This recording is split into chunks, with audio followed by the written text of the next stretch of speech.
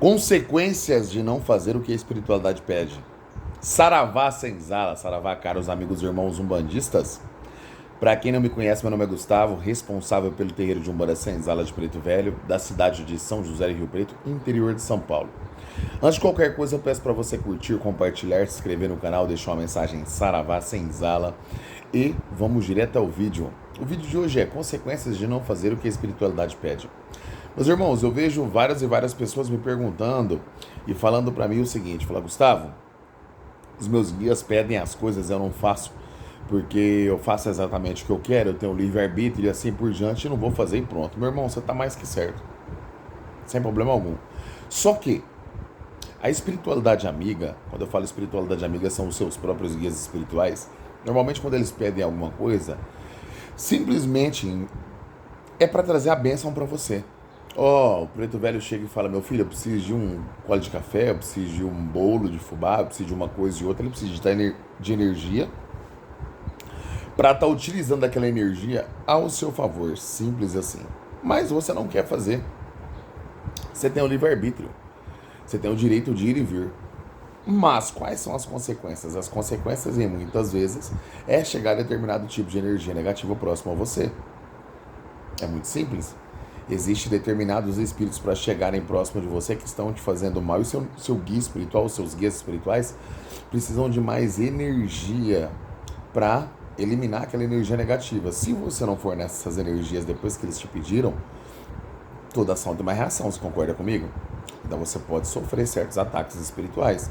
É justamente que muitas vezes, quando você fala, deixa eu virar aqui, de Exu, de caboclo ou de qualquer entidade, seja ela quem for, muitas vezes ele te pede as coisas. Não é porque eles precisam de comer ou precisam de beber.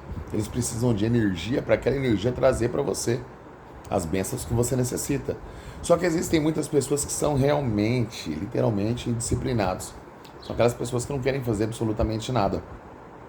Que simplesmente querem pagar para ver. Tá tudo certo, meu irmão. Tá tudo certo. Só que eu não recomendo você ficar pagando para ver, porque você não sabe quais são as energias que estão te rodeando. Então você quer falar para mim que se eu não oferecer nada para os meus guias espirituais, eu não vou ter proteção? Claro que você vai ter proteção. Mas vamos fazer uma autoanálise de uma coisa aqui. Você vai para um terreiro, que aquele terreiro você de repente é pai de santo, ou você é pai pequeno, ou você é uma pessoa ali de frente do terreiro de Umbanda. Que aquele terreiro atende, sei lá, 300 pessoas, 200 pessoas, que seja 50 pessoas diariamente. Meu irmão, quando você está à frente de determinados trabalhos espirituais, muitas vezes você é mais visto do que outros médios. Você é mais perseguido energeticamente. Então os seus guias espirituais sempre precisam de alguma coisa. Não é sempre de todas as semanas, não é sempre de todo o mês. De repente você faz uma oferenda para um guia espiritual, daqui 3 meses ele fala que ele precisa de alguma outra coisa. Dependendo do que for, dependendo do tanto de problema que você vem a ter, com 6 meses ele vai te pedir outra coisa. Só que existem pessoas que não, seus guias espirituais não precisam de comer, não precisam de beber, não precisam de absolutamente nada, e vocês que se viram, vocês não estão aqui justamente para me ajudar? Perfeito, mas eles vão te ajudar no que eles puderem. O que eles não puderem, eles não podem inventar. Tá entendendo? Eu preciso disso para te ajudar, meu filho. Você tá mais que certo, eu tô aqui para te ajudar, mas para mim te ajudar eu preciso disso.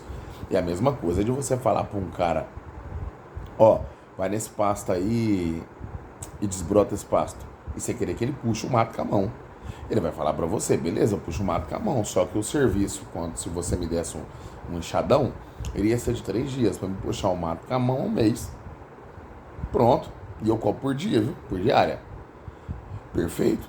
Ele vai fazer o mesmo trabalho? Sim. Vai demorar muito mais? Sim. Você vai se prejudicar? Com toda absoluta certeza. Vai machucar sua mão, o desgaste vai ser muito maior e assim por diante. Você não achou melhor assim? Tá tudo certo. Por que eu gosto de falar isso? Porque algumas pessoas acreditam, os meus guias espirituais são totalmente evoluídos, eles não precisam de absolutamente nada, não precisam de vela, não precisam de nada, só precisam de oração. Perfeito, meu irmão. Eu não falo que você está errado, mas tudo depende da situação que você está vivendo, do problema que você está encarando, que muitas vezes você não sabe o tamanho daquele problema. Quem sabe o tamanho daquele problema são seus guias espirituais.